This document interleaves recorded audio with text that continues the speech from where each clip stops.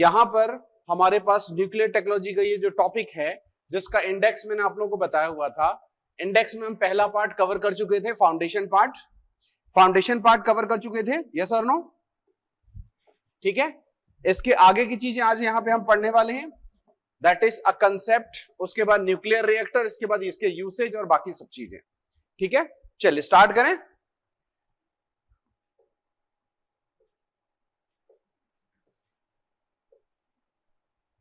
Nuclear technology क्या है, nuclear energy कैसे बनती है, ये सब चीजें हमको पहले समझनी है।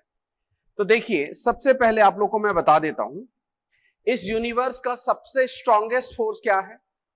Strong nuclear force. इस ब्रह्मांड का सबसे शक्तिशाली बल क्या है? प्रबल नाभिकीय बल। इसको हम कहते हैं, देखो, there are 4 fundamental forces in this universe. केवल 4 ही ऐसे मौलिक बल हैं। मौलिक बल कहने का मतलब, फंडामेंटल फोर्स की मतलब जो 100% ओरिजिनल फोर्स हैं, और बाकी जो फोर्स हैं वो क्या है, कहीं ना किसी से डिराइव हुए हैं, उत्पन्न हुए हैं या कनेक्टेड है। लेकिन ये जो 4 फोर्स है इस यूनिवर्स में हर जगह मिल सकती है, जो फंडामेंटल फोर्स है। मैं यूनिवर्स कह रहा हूं, केवल अर्थ नहीं कह रहा हूं। वो 4 चीजें क्या है लिखी, ये आपको वैसे मैं केमिस्ट्री के टॉपिक में बताया भी होता वहां पे जनरल साइंस में, फिर भी यहां लिख लीजिएगा। इसमें लिखना,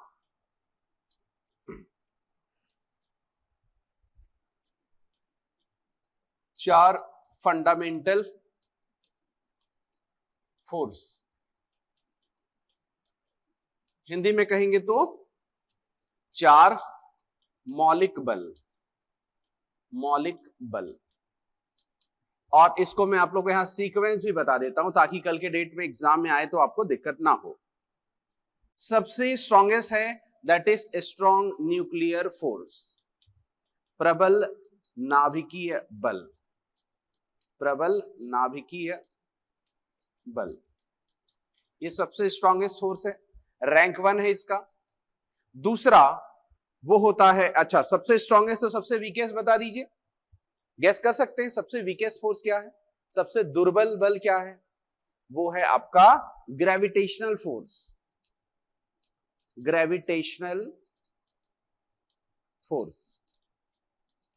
यानी कि गुरुत्वाकर्षण बल। ये सबसे वीकेस्ट फोर्स है, गुरुत्वाकर्षण बल। ठीक, ये 4th रैंकिंग हो गया। तो सेकंड नंबर में क्या आता है? वो आता है इलेक्ट्रोमैग्नेटिक फोर्स। ठीक है, यानी कि विद्युत चुंबकीय बल, ये आपका सेकंड नंबर में आता है। थर्ड नंबर में क्या आता है? थर्ड नंबर में आता है वीक न्यूक्लियर फोर्स, या हिंदी में कहें तो दुर्बल नाभिकीय बल। ये क्या है आपका? तीसरा नंबर में आता है। ये सीक्वेंस याद रखना, एग्जाम में पहले पूछा जा चुका है। ठीक है, पीएससी नहीं पूछा है, व्यापम ने पूछा हुआ है। सबसे स्ट्रॉन्गेस्ट क्या है, देखो। अब ये कहां पे होता है? प्रोटॉन और प्रोटॉन के बीच में होता है। ये प्रोटॉन क्या है, थोड़ा समझ लेते हैं यहां पर। देखिए, हमारा जो क्या होता है, जो भी कोई भी एलिमेंट होता है, कोई भी तत्व होता है, उसके जब एटम यानी परमाणु को देखते हैं, तो सेंटर में क्या होता है? न्यूक्लियस होता है, नाभिक होता है, यस और नो? ये क्या हो गया आपका? नाभिक, यानी कि न्यूक्लियस हो गया, न्यूक्लियस। ओके, इसमें क्या होते हैं भाई? यहां पे प्रोटॉन होते हैं और न्यूट्रॉन होते हैं। इसके चारों तरफ क्या है? इलेक्ट्रॉन चक्कर लगाता है।